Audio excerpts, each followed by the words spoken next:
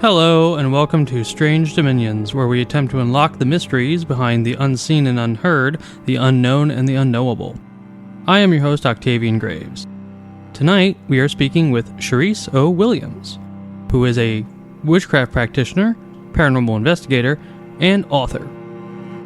We speak about her book, The Witch's Guide to Ghost Hunting. We talk about her early days as a witch and paranormal investigator, some of her strangest experiences, different types of witchcraft to use on a paranormal investigation, Bigfoot and nature spirits, and so much more.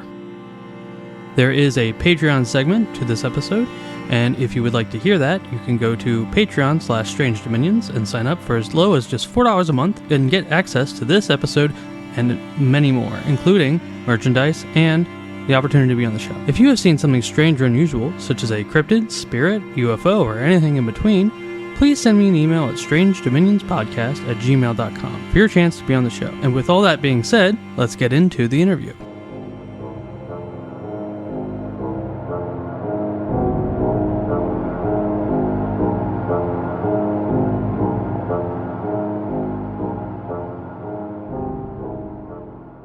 All right, and tonight I have with me Cherise O. Williams, writer of The Witch's Guide to Ghost Hunting. How you doing?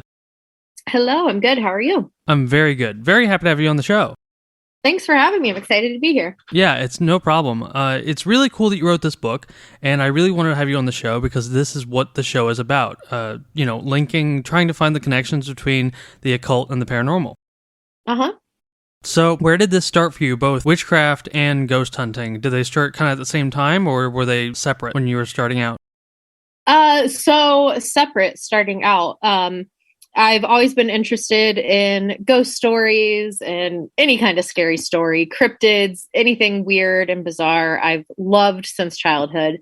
So I was always interested in that and, kind of did some research and things on the paranormal, and I loved the idea of looking for ghosts, but at the time, reality TV didn't exist.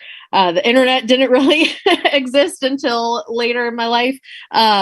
So all I had was books, and I was like, this is the coolest thing ever. I would love to be able to do this someday. I just had no idea how I would be able to do it. And then about 21 years ago now,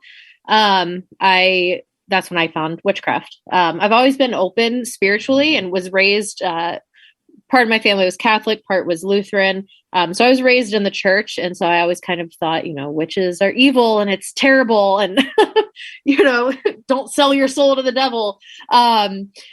But I found witchcraft. I found a witchcraft book kind of on accident, looking for a book on dream interpretation. And I opened it up and it was a list of what witches are and what witches are not. And I was reading through it and I'm like, okay, so what witches are not is everything that I was told that witches are.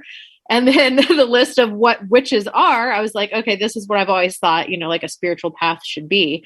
So that's when I found witchcraft, and then eventually kind of just merged the two because they fit so perfectly. They really do, and it seems like a lot of people are coming to that conclusion lately, but I know that there was that big separation for a long time. And I definitely do feel that there are still parts of the paranormal that really, they cringe whenever they hear the term occult or witchcraft or magic or anything like that. And I hope that, books like this and podcasts like mine are really kind of changing that in people's minds. One of the coolest things that I found, in the beginning of the book, can we talk about Hecate first? Because she is I'm a devotee of Hecate. This show is she makes her way into the show on multiple occasions. So How did that start? Oh, goodness. So I actually, she was one of the first deities that I learned about. I think she was actually listed in the first book that I read. And it was like, a lot of witches gravitate towards her. And I was like, well, I don't want to be like every other witch. So I initially kind of just shoved her aside, as terrible as that sounds. But she just kind of kept popping up, and her symbolism kept popping up in my life. And it's funny because once I finally was like, okay, I want to actively start working with her, I looked back and I'm like, she's always been there. She's always been there, even when I was being stubborn and was like, no, I'm going to be so different and not follow her. So yeah, it's just, she's always fit in my life, and she's always been there. And looking back to any difficult times or, crossroads that I've come to in my life, her symbolism always showed up so strongly in my life. And then it made sense too that that she was there because, I mean, you know, with my fascination with death and dying and ghosts and the afterlife and just in the shadows, I've always been extremely comfortable in the shadows and everything. So it's just my own stubbornness that kept her actively out of my life for a while.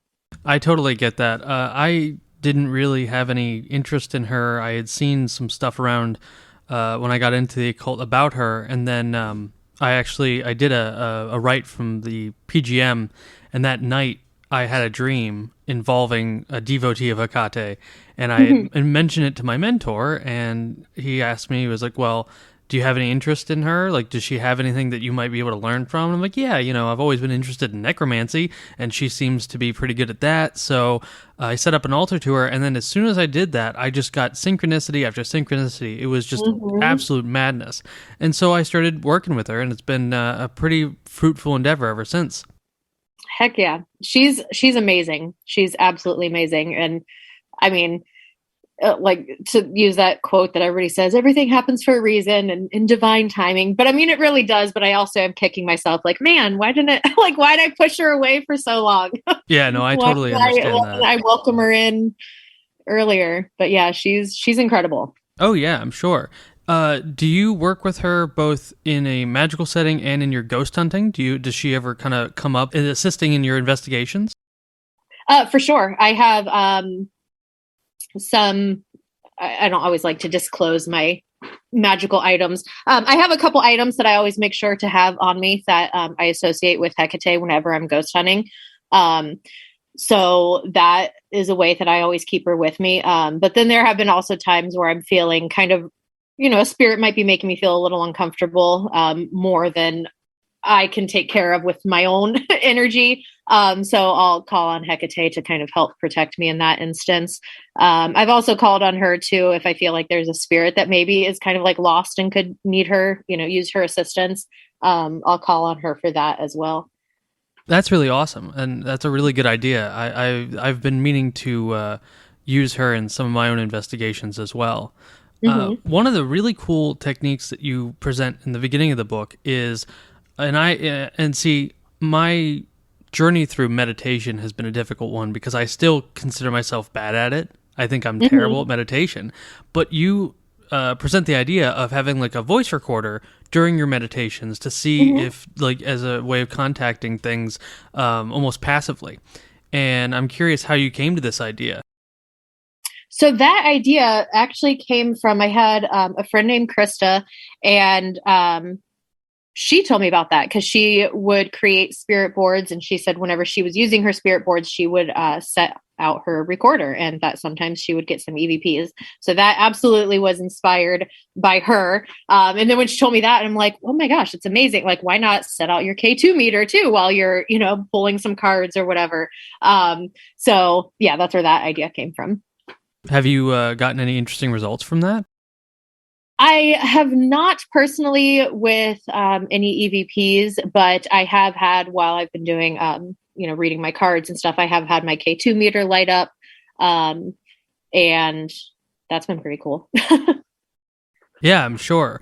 I've actually been doing that. I do a lot of spirit offerings in the woods to nature spirits, and I have started putting my phone next to me, you know, on the recorder, and just trying to pick up anything. Because, you know, I've said, you know, if anything wants to communicate with me and talk to me about these offerings and what you like and what you don't like, you know, please talk to me. And if you can't get in touch with me, just go into the recorder.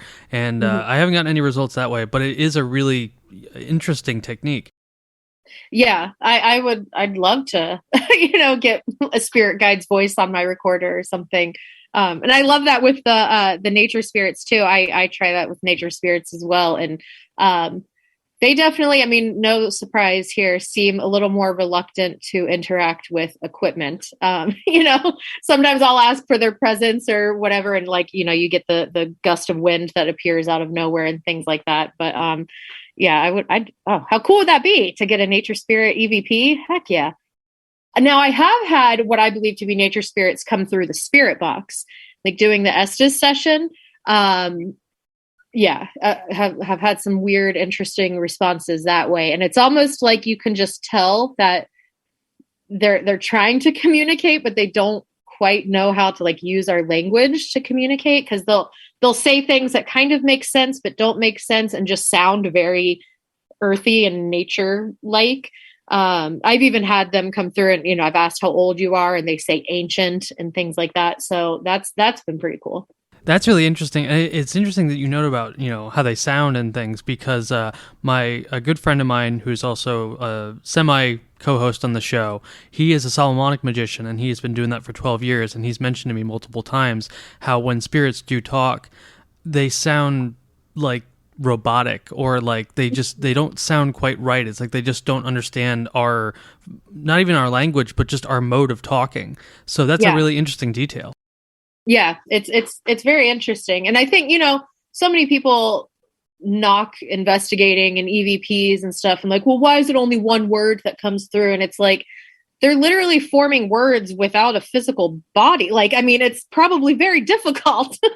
Not to mention then when you throw in like nature spirits and stuff who literally don't communicate the same way humans do, and they're trying to kind of get things across, it's difficult.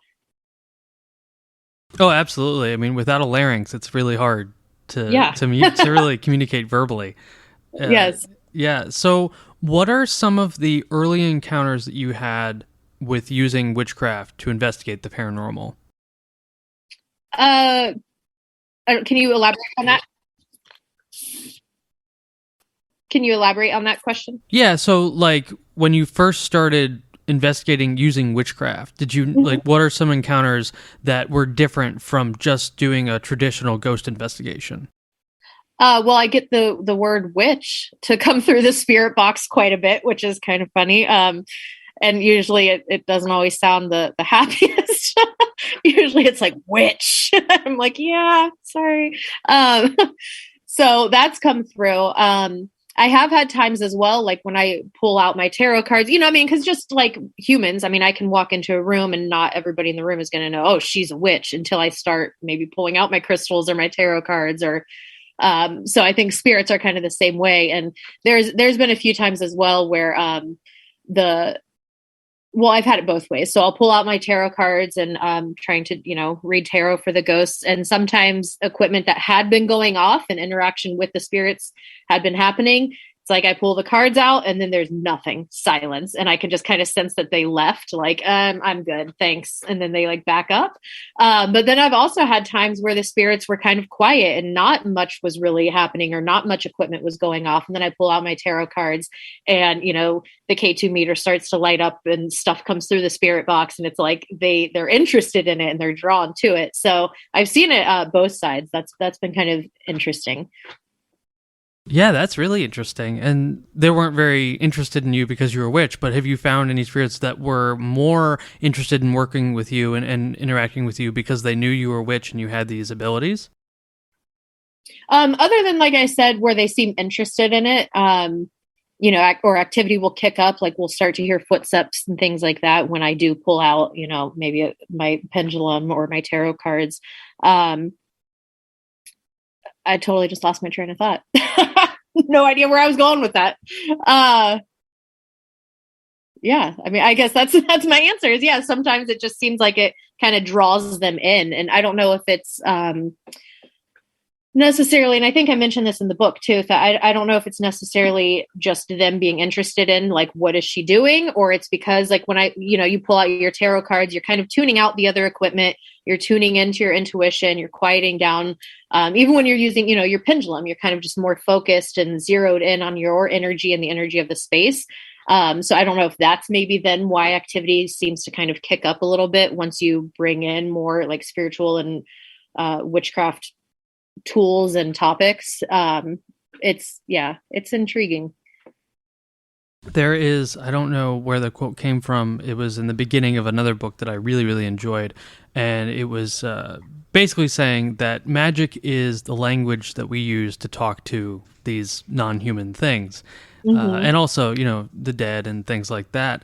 And so one thing that I've always had kind of a difficult time with, and I even had an issue with this before I got into magic, because I got into the paranormal, like actually like investigating the paranormal before I got into magic and mixing the two.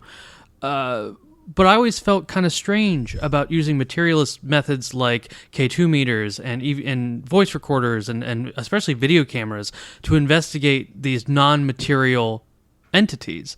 And I've warmed up to the idea of using, technology as a way to do that. But have you found a lot of, kickback from spirits and entities by using these kind of technologies, or do you feel that they don't really care?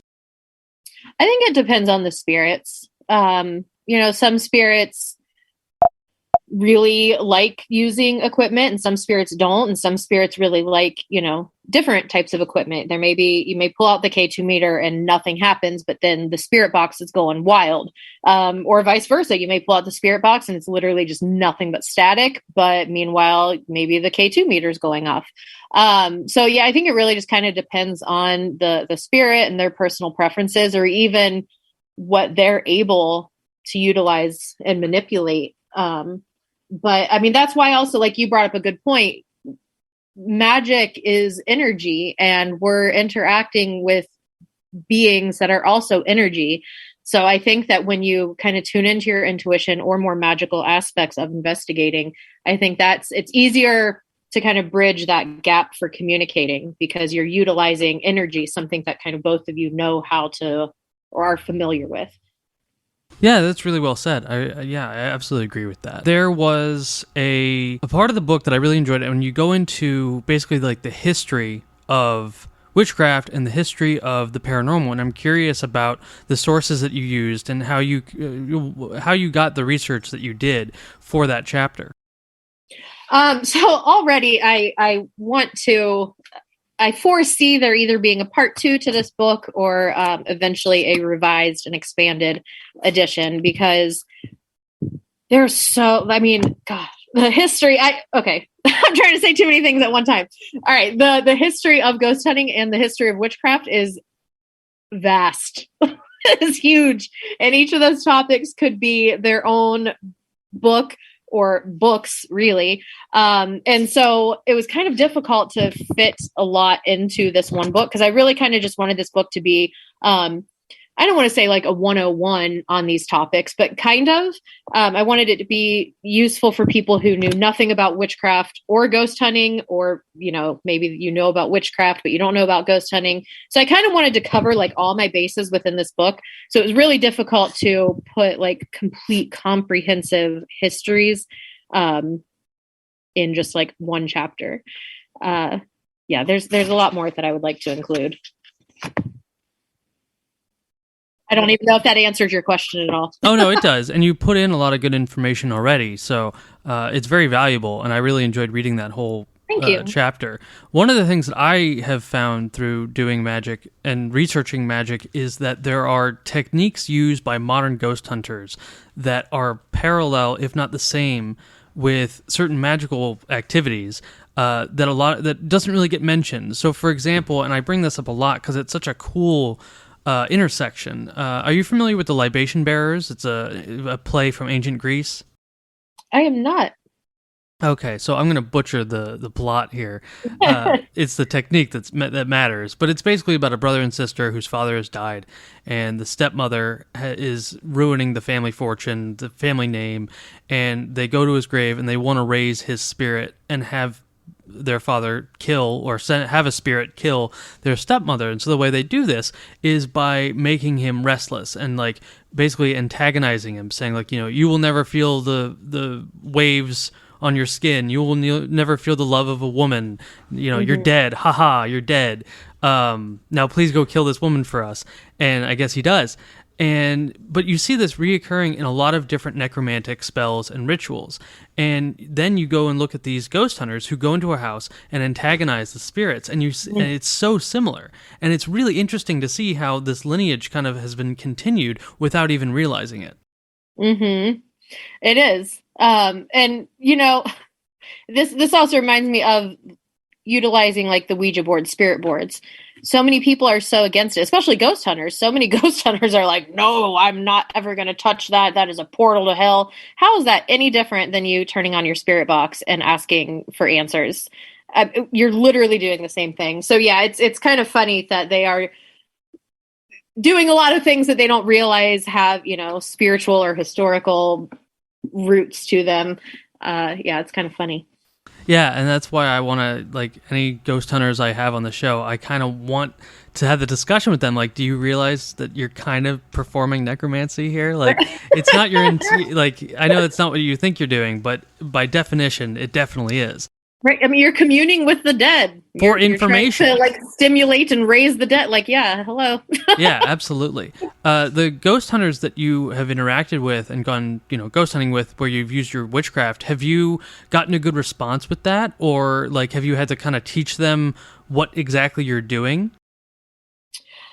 So when I first started ghost hunting, I kept my magical and spiritual practice completely separate, really. I mean, I always kind of tuned into my own intuition, and I've always been connected to my intuition, but I always kind of kept it separate. And the first little bit of my ghost hunting, I don't like calling it a career, but career for lack of a better word, was with groups that were a little bit more scientific based. They were kind of the Ghost Hunters TV show copycats of like, nope, if it can't be documented with a piece of equipment, we're tossing it out, your intuition, that's just personal bias. So that was difficult to kind of, when I did try to kind of start to bridge my spiritual with my ghost hunting, it took a little while to do until finally I just kind of was on my own investigating, and I just kind of started sprinkling it in. And most people, I mean, because I'm very grounded and simple with my magical practices. So, I don't do a lot of like the major rituals and things like that. So anything that I am doing that's kind of magical on my investigations, it's either done like beforehand or afterwards for like cleansing and things like that. But the times that I have done like actual rituals and things on investigation, it's been with other investigators who are open to that. Cause I mean, I don't ever want to make people feel uncomfortable. So, yeah, luckily, I mean, I haven't had anybody really be like, get out of here, devil woman. Because I think at this point too, if I am investigating with people for the first time, they've probably seen my social media, so they know what they're getting into by ghost hunting with me. So, yeah.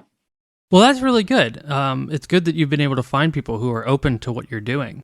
Yeah, definitely. And I think, I mean, I like scope people out. I mean, if I'm investigating with somebody for the first time, I go to their social media and look at it. And if I can tell, like, okay, they are absolutely not going to be open to like anything spiritual, I kind of reel it in a little bit. Because again, I don't want to make people uncomfortable, because that always makes the investigation go not well. Yeah, no, I can definitely understand that. One of the things that I've really enjoyed about like learning about magic and things like this is the idea of using spirits to learn magic. And I'm curious about the spirits that you interacted with on your investigations. If you have been able to talk to them after the investigation and incorporate them in your magic and kind of have like an ongoing relationship with them, or do you just kind of, you investigate the place, you talk to the spirits there, and then that's it? Yeah, it's pretty much been, I investigate, interact with them, and then we go our separate ways. Other than, I will do tarot readings sometimes after I get home of, like how did this investigation or this energy, impact or affect me? And then I also like to look into how did my presence there affect the spirits and the energy of this place? Cause it's a two-way street here. Like we're affecting them and they're affecting us. So I have looked at, that kind of thing, or, maybe how could I have helped these spirits, or what did they need? Or, was there something that I could have done? But otherwise, yeah, I keep it separate. I mean, I do have spirits that wander into my home just on their own, like not spirits from investigations, just spirits that pop in and are like, hello. But yeah, I kind of keep it separate. I kind of set those boundaries because I did have a spirit come home one time with me a handful of years ago when I did not do any sort of protection. And he kind of started to try to wreak some havoc on my life. So ever since then, I've definitely set some strong boundaries as far as like, you guys have to stay here, or, I don't care where you go, you just can't come with me. So that's interesting. I see. I very much want to use these. One of my theories is that I feel that not only can we investigate the paranormal with magic, but the paranormal can fuel our magic, and we can use the paranormal in our magic to increase the effectiveness and create new forms of magic from it. And I've even gone, like a lot of the times when I do rituals to Hecate or anything like that, I will go specifically to areas that are known for cryptid activity or ghost activity to try and make use of the power on the land. And I'm curious if you've ever done that. So instead of just going to investigate, if you've ever done magic in a location that you know to be haunted. Yes. So I do like to utilize like you said, like places with high spirit activity. I don't work with just individual like ghosts or spirits because I feel like they kind of got their own stuff going on. So I don't incorporate them into my work. But yeah, there's a couple cemeteries that I really like to go to, which I know people have their opinions on, like, oh, cemeteries aren't haunted. And they're not haunted per se, but they're definitely high points of paranormal energy. Places of power. Exactly, yeah. So yeah, there's a couple cemeteries that I go to work with the energy there. And I have done ritual at home for the spirits at a location that I was not able to get to at the time. So kind of like sent the spirits and the energy there to help the spirits, because I left the location and felt really bad that like these spirits really needed help. It was actually Indiana State Sanatorium, which I talk about so much, but I'm obsessed with that place. The spirits there really, really needed love and like to feel cared about. And so I had left one time and just felt really bad. So I have the spell actually in the book to send them love and protection. And then thankfully I was able to go back to that location and perform a spell and ritual there to create that sort of safe space for them. That's really cool. One of the really cool chapters in this book is chapter 7 about types of ghosts and hauntings. Mm-hmm. And I'm wondering if you could just talk about that and how you differentiate in your own experience. Mm-hmm. When you're on an investigation or you're doing magic and you're interacting with spirits, how you differentiate what kind of spirit you're actually working with. So that kind of just comes from trusting your own intuition, I think, as well as experience investigating and kind of coming into contact with different types of hauntings. If you're having experiences, but there's really zero actual interaction, maybe you're just hearing some footsteps or something, but none of your equipment's really going off. That can be kind of an indicator that maybe it's just more residual. If you are getting the intelligent responses, you're asking, light this up for yes, or voices coming through the spirit box, answering your questions, that can be a sign of a more intelligent, conscious haunting. But really, it just kind of comes down to paying attention to what is happening in the haunting, like with the activity, as well as what is your own intuition telling you. Because there's a lot of different hauntings, a lot of different types of hauntings. I think that the complete, so when we talk about a ghost of, an intelligent haunting of a person, they die and their entire spirit essence remains and is stuck. I think that is a pretty rare haunting, actually. Residual hauntings definitely are super common, which is just an energetic imprint. It's so something occurs and that energy just kind of gets stuck in the environment or even in the actual fabric of the building. Like sometimes that energy gets stuck in like the floorboards or the walls, the actual foundation, and it just gets replayed. So this is something you may hear that door shutting or see the door shut, but there's not an actual conscious spirit like shutting that door. It's just the energy replaying itself over and over again. I think those are pretty common. I think also people are interacting with nature spirits and they just don't realize that that's what they're interacting with, and they're calling it a ghost, but really it's a nature spirit. And then I don't think, do I talk about fragment hauntings in the book? Does that sound familiar to you? I do talk about it? Yes. Oh, sweet. Okay. That I think is the most common form of a haunting that we are interacting with, is fragment hauntings. So that is, it kind of stems from, I'm looking at the book. Did I? No, I did not talk about fragment hauntings. Oh, I thought you did. My apologies. No, that's fine. I talk about thought forms, which I think those also are a pretty common haunting. But so fragment hauntings, and this is such a great bridge of like spiritual concepts with the paranormal, is so the shamanic belief of soul fracturing or soul fragments, where you go through something traumatic and a piece of your energy body, a piece of your spirit kind of breaks off and stays in that space of trauma, and then you continue on living your life. I think that those create hauntings. So I think that also explains why a lot of the time places like hospitals, prisons, places where there's a lot of high emotion, even elementary schools and like other schools seem to be really haunted.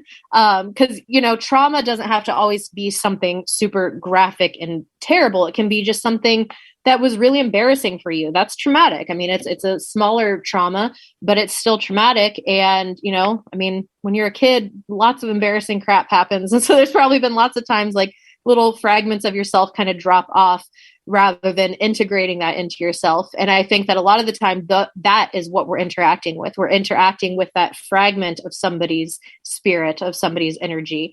And you can tell that those are the type of haunting because a lot of the time, like they can interact, they can answer questions, they can light up your equipment. You may see a shadow of them. So they're kind of like intelligent hauntings, except they're stuck in that time frame of when that trauma happened. So they may not know that they're dead because in their mind, like I'm still, I'm a 14-year-old girl at school. Like, what do you mean I'm an 80-year-old woman that's dead? Like what? They may not know what year it is because in their mind, they're still stuck in whatever year that was that happened. So you can kind of tell it's that kind of haunting when you're asking questions and they get really confused as far as like, what, like, how did I die? Like, I didn't die. Like, what are you talking about? Or like, what year is it? And yeah, I think that those are, I could go on and on about fragment hauntings. I'm obsessed with them. But yeah, I think that is like the number one most common haunting. Yeah, see, I knew about that concept, but I didn't know it was called fragment haunting. That's a really interesting concept.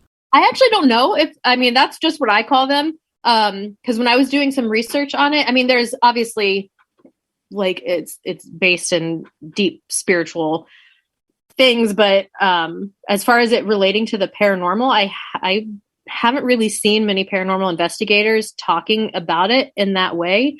So I just call them fragment hauntings because I don't know what else to call them, but it makes sense to me. Yeah, absolutely. As you've been, working with other paranormal investigators, have you ever had them come up to you and say like, I've been investigating the paranormal for so and so years, but I've never gotten into magic, but I really want to. Could you teach me? Like, have you ever given like magical counsel and taught ghost hunters how to do witchcraft or magic? I have. Nothing like super major. Because when you're on an investigation, you can't really like sit down and let me tell you all about magic.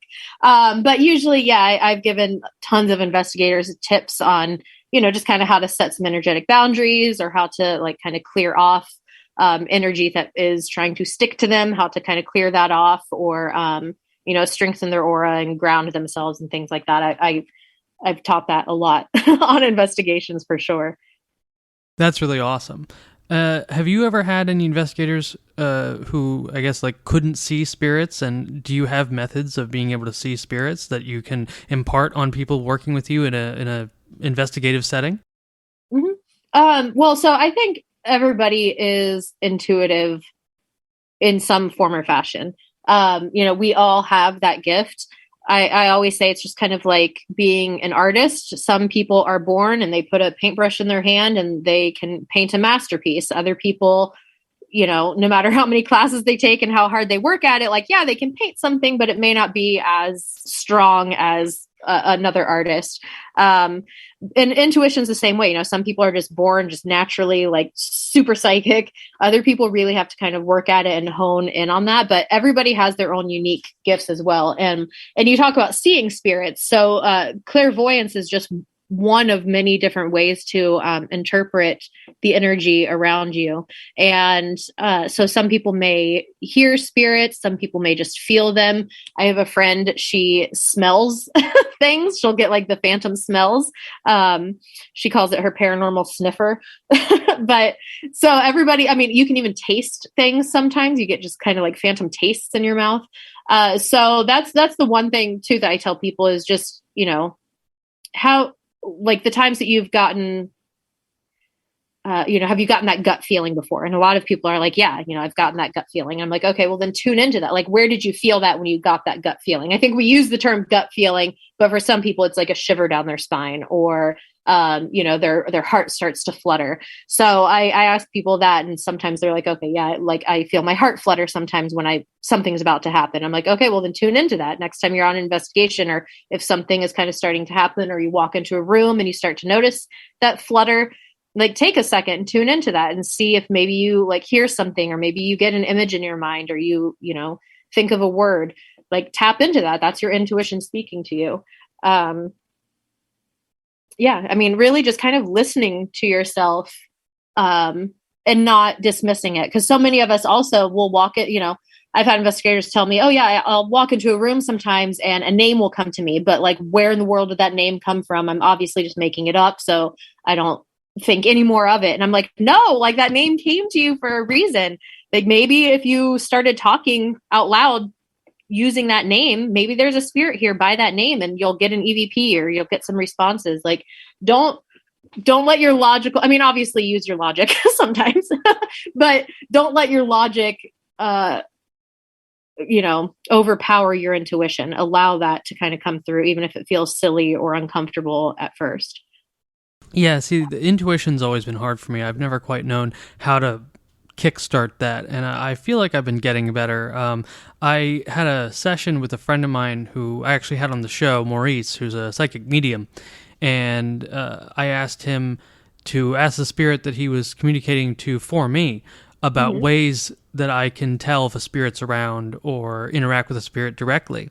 And he told me that the spirit's saying to listen for cracks in the walls or like very light tapping or sounds of a house settling, and that is the spirits talking to you. That's their way of getting through to you. And as I've done more meditation and at my altar and things like that, I've noticed hearing that a lot more.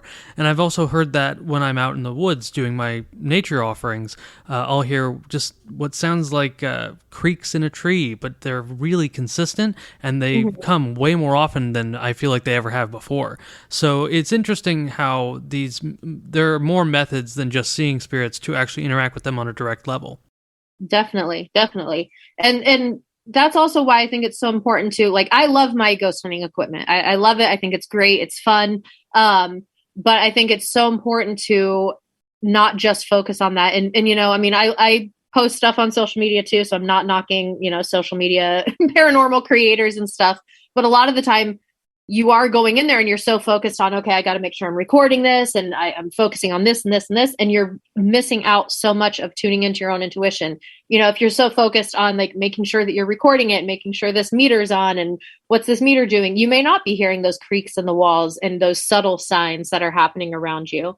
So it's really important to, like, yes, utilize all of the gadgets, film all the things, but then also allow yourself time to just quiet down.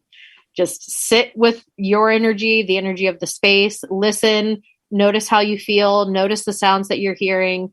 You can talk to the spirits, but then notice, ask a question and then notice what the environment does around you. I think that that's so important. Oh, absolutely. One of the things that I've always found interesting, and I believe there's a magician that I'm a big fan of, and he's mentioned that he does a lot of folk necromancy, and he works a lot with dead magicians in his own magical practice. And I'm curious if you have ever either worked with deceased witches or magical practitioners, or if that's something you even have an interest in. I have not. I mean, that would be very interesting, for sure. I have not specifically. I mean, other than working with Hecate and my ancestors.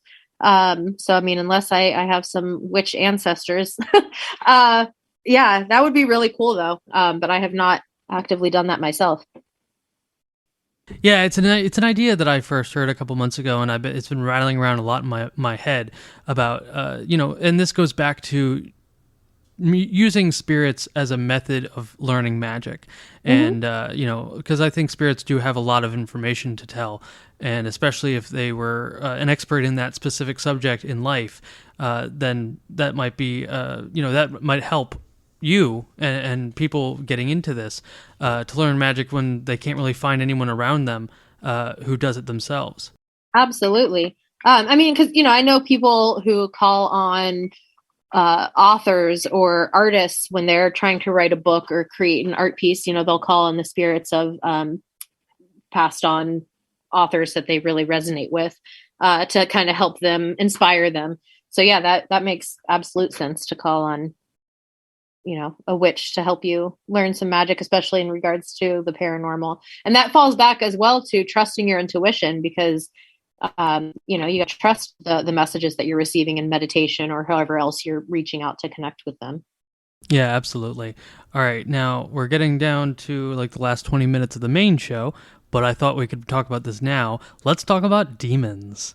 Oh, demons. And how Yes. I think a lot of people have a very I don't want to say incorrect, but I feel like the idea of demons that a lot of people have in the paranormal is very counter to what a lot of people know about demons. Definitely. And, from what I've learned from the Solomonic method and the Solomonic tradition, demons are not as common as I think people think. They don't really want to be here. It's not very comfortable for them. And we're talking kings and princes of the demonic hierarchy, let alone the lesser spirits. And so I'm curious about your interpretation of demons, and if you've interacted with any, or what you say to investigators who feel that everything is demons. Okay, well, it kills me, because that's coming from such a like, not every spirit and every person that has died is Christian based. Like, I mean, so it comes from just such a very narrow-minded, like, Christian mindset. To assume that everything is a demon. It makes me crazy. Not every spirit that you encounter that is mean and nasty is automatically evil. Sometimes, yeah, maybe the spirit's just a cranky ass spirit. They were cranky in life, and so they're cranky in death. Or maybe they're just sick of your crap, and you coming in here asking them the same questions night after night after night. So now they're getting an attitude, and they're, maybe they are kind of slamming doors in people's faces because they're like, get out of here. I'm so tired of you. Like, or maybe they're just frustrated because they are trying to communicate something and people aren't listening. And that would be so maddening. I mean, think of like just you right now. If you kept trying to communicate to people and they just were not listening, like eventually you're going to lose your cool and you're going to lash out. The same thing can be said for spirits. So I think that you're doing the spirits a disservice, first of all, to automatically assume that this is a demon. And so now I need to set these really strong boundaries. And now I'm going to be a jerk to you because I don't want you to possess me or anything. Now you're just being an asshole to, potential little old lady spirit who she's frustrated because nobody's listening to her. And now you're just being mean to her. It makes me crazy, the whole demon thing. I do think, that there are some, like you said, there are demons out there, but they're not necessarily the Christian view of demons. They've been demonized, really, I think. Not to say that there aren't definitely some entities out there that are extremely mean and cruel, but are those actual demons? I don't know. I think that they're just a different type of entity. Like, for instance, I mentioned bringing home a spirit with me a handful of years ago. It was a prisoner from West Virginia Penitentiary. I could have easily been like, nope, that's a demon, because he was making me more stressed out. I was more frustrated. I was clumsy. I was dropping things, like, all these things that people would be like, yeah, that's a demon. He's trying to possess you. No, he just was like making me frustrated, because that's such an easy, quick way to like get a boost of energy. And to be able to kind of absorb that energy is to get somebody pissed off and frustrated and all of that. Yeah, I don't know if that answers your question. That, yeah, a lot of them are not. Well, and then there's also, because some people are like, well, no, they said that they're a demon and yada yada. Yeah, maybe it is. But a lot of the time I think it's just trickster spirits, trying to act all big and bad when really they're not. It's also just spirits that are bored. And they're like, yeah, I'm bored. Let me like get a rise out of you. So it's really important to not immediately jump to like, this is a demon, this is evil, I need to banish it, I need to get rid of it. Just set your boundaries, like make sure you have your good boundaries, make sure your aura is strong, make sure you keep your home protected energetically, and then kind of, interact a little more with the spirit, figure out exactly what it is before you jump to it's a demon and it needs to be banished.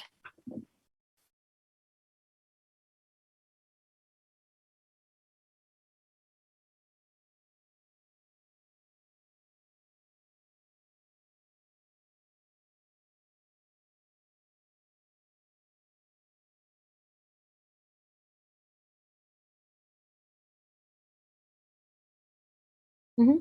Well, a lot of the time when I go into a place, I will introduce myself. I kind of walk around when I'm looking, because a lot of time you get to a location and you don't immediately just pull out the equipment and start investigating. A lot of the time you do kind of walk around and see the space.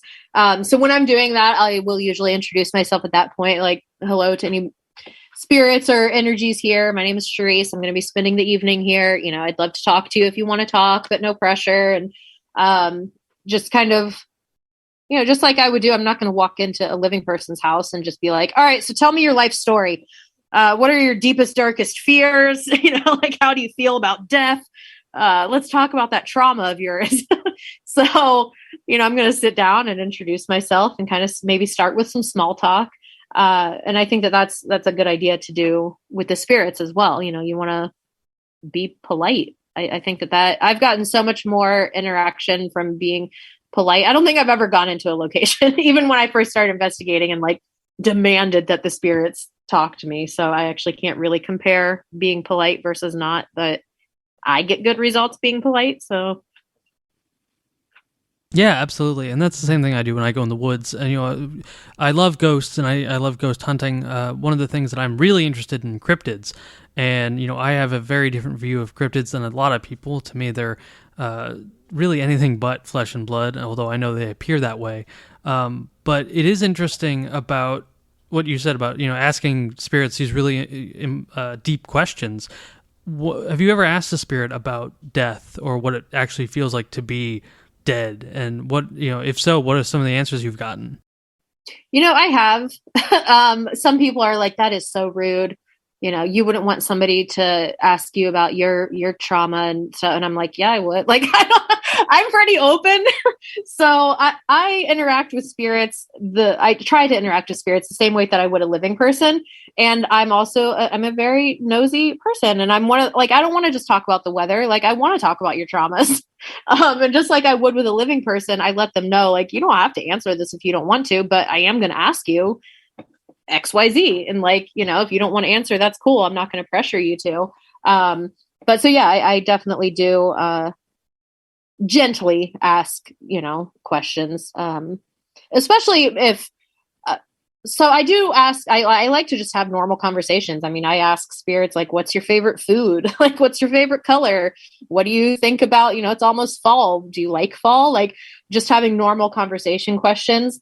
But sometimes too, like, you'll get responses coming through the spirit box that say like, help me. And, when they're saying help me or hurting, how do you can't like dance around it. You got to ask, like, how are you hurting? Why are you hurting? What happened to you? Like, how else are you going to continue that conversation without sometimes asking the, painful, uncomfortable questions? Yeah. So what are some of the answers you gotten to some of those questions about death and being a ghost? If you have any, like, that you remember. Trying to think off the top of my head. I mean, I've gotten responses of like, I ask, like, what does it look like where you are in dark? That's a really common response, actually, that I get is it's dark. Or that they can see us, but they'll say, I see you. I'm like, oh, you do? Like, I can't see you. I've gotten responses like, really? Like they're surprised. Like, you can't see me? That's okay.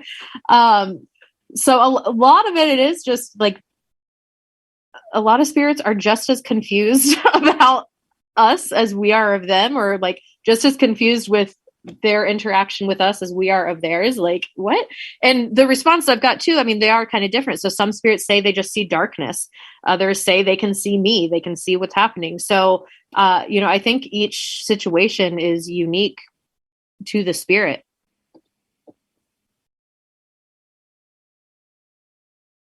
Mm-hmm.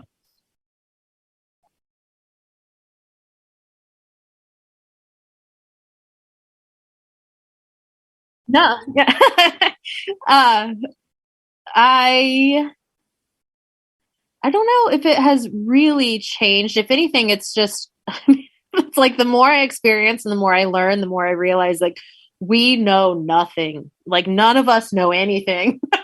There's so much that we do not know. Um, I've luckily I've always been pretty open with the idea of death and dying. I've been pretty comfortable with that topic. Um, in my family, I mean, I don't know if it's like a Catholic thing. I feel like Catholics, we always were going to funerals. Like even as like a little kid, it's like we were always at funerals. So and thankfully also like my other side of the family, my Lutheran family, like they've always been pretty open talking about death and stuff. So I don't know. It hasn't really changed too much. I've always had a pretty open mind of it. And I've been pretty, like I always say, like I'm not afraid to die. I don't want it to be painful, and I don't want my family to be sad. But I'm not scared of what's on the other side because I don't know what's on the other side. That sounds so weird. Like some people are like, that's what freaks me out about death is because we don't know what's on the other side. I just know that there's something on the other side. And I mean, I have faith that like I I can't control it. It's going to happen. We're all going to die eventually. I don't think that we can necessarily control it. Like what's going to happen will happen, and I'll see when I get there. So there's no point in kind of stressing about it now. Cause I mean, what's that going to do? Oh yeah, absolutely.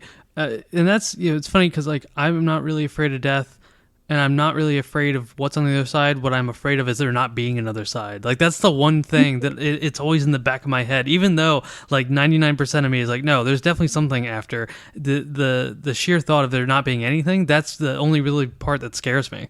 Yeah. And okay, so I guess in that aspect, I've had enough interactions with different types of spirits even that I don't think any part of me like even wonders if there's just nothing, like lights out and then that's literally it. Something happened. Like we go somewhere, we turn into something, like something happens. Um, yeah, I mean, I've just experienced too much to not think that there's at least something that happens. Oh yeah, I can definitely understand that, and I think I don't really think that nothing happens. It's just that idea of it, like the possibility of it, Yeah. always kind of. That would suck, right? Like, man, I did all this living and then now there's nothing. Like, I mean, but I guess there would be nothing, so you wouldn't be disappointed about the nothing because you wouldn't you wouldn't know that there was nothing. But yeah, that would be kind of a bummer. Like, man, Yeah, absolutely. disappointment. Right? Yeah, that's my fear. Have you done any investigating where, like, with other magical practitioners, either witches or magicians or anything like that? I have. So Hex Files, Josh and Tamara, Hex Files podcast and Cursed podcast. I've investigated with them a handful of times. And actually, it'll be sometime next year. We'll have a documentary coming out with myself and the two of them. But yeah, I've investigated with them, and they're great. They're also Hecate devotees, so it's great.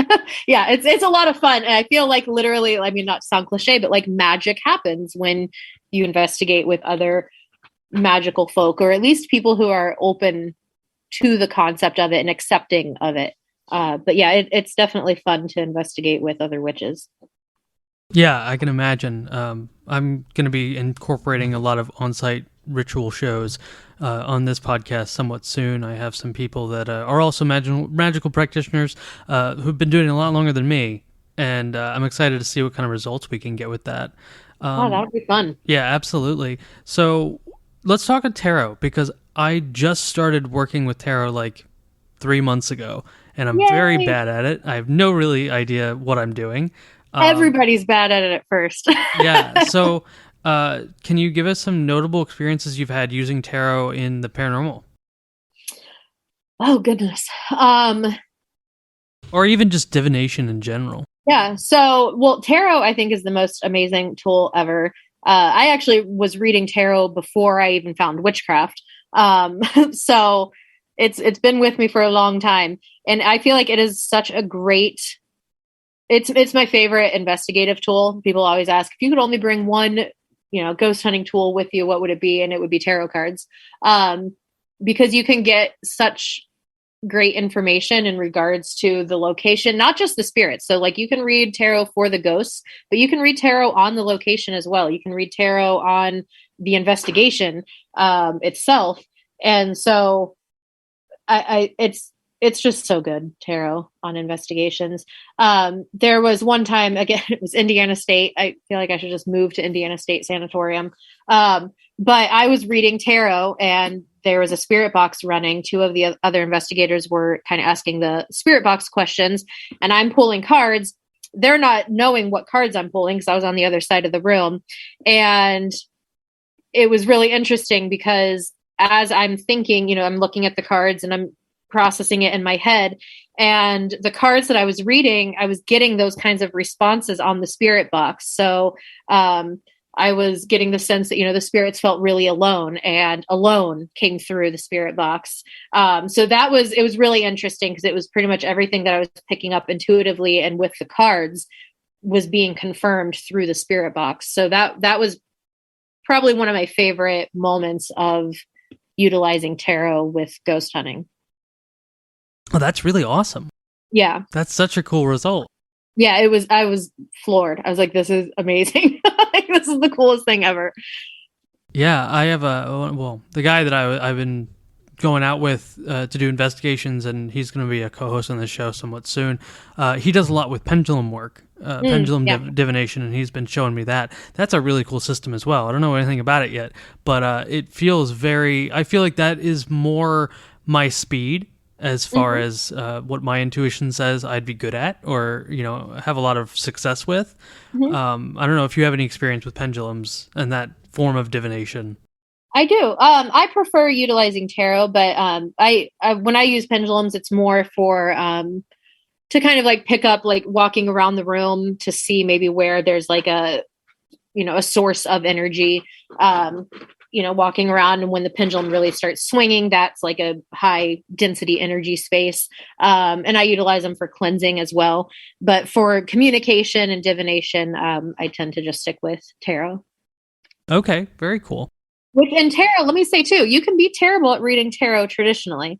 And I do think it is important to know, or at least have some base knowledge of what each card kind of means or represents. But I found reading tarot for ghosts and ghost hunting, it can be super intuitive as well. So there's a lot of times I just kind of go off of the imagery of the card and not necessarily what its traditional meaning is. It's more just like, what am I seeing in that picture of on the card, or what emotion is that bringing up for me right in this moment? So if yourself or people listening that are like, I'm really bad at tarot, like don't throw it out, like still utilize it on an investigation and just kind of go more intuitively of what you're picking up on with the cards versus the traditional meaning. I mean, of course, use both if you can, but yeah, don't discount even if it has nothing to do with the original card meaning, go with what your intuition says. Yeah, one of the first forms of divination I ever experimented with was runes, but I never could figure out, like, I understand what each one means, but I don't know when they're all paired together in like a 3 or 5, how to form a thought from those pairings. Does that make sense? I've never been able to figure that out. Yeah. I think it's just all practice. I mean, with any form of divination, it's practice. It's also finding a way that works for you, because not everybody reads the runes the same way. Not everybody reads tarot the same way. So it's just about just keep using it. I mean, and then the way you do it is going to change throughout life as well. I mean, the way that I read tarot now is not the same way that I read it 5 years ago, 10 years ago. So allow yourself room to kind of be fluid and grow with your technique. Yeah, I think there's a book I've been meaning to get, and it's like rituals to be done with tarot. And I'm curious if you have any thoughts on that. I don't know that book. But yeah, I use tarot sometimes too as well for like a focal point for meditation, or if I'm doing spell work related to, I don't know, I'm trying to think, like writing my book. I'll pull out the Page of Swords, because for me that signifies like writing a book. So I'll incorporate tarot cards into spell work that way. That's really awesome. So this is the end of the main show, and we're going to move this on to the patron show. Is that all right?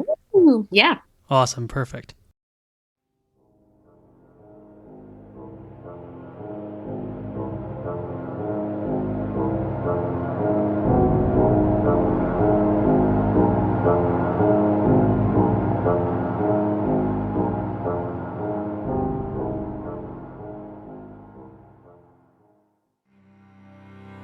And that was the first part of my interview with Cherise O. Williams, author of The Witch's Guide to Ghost Hunting. If you'd like to hear the rest of the conversation, you can head over to Patreon. I really enjoyed talking to Cherise all about the paranormal.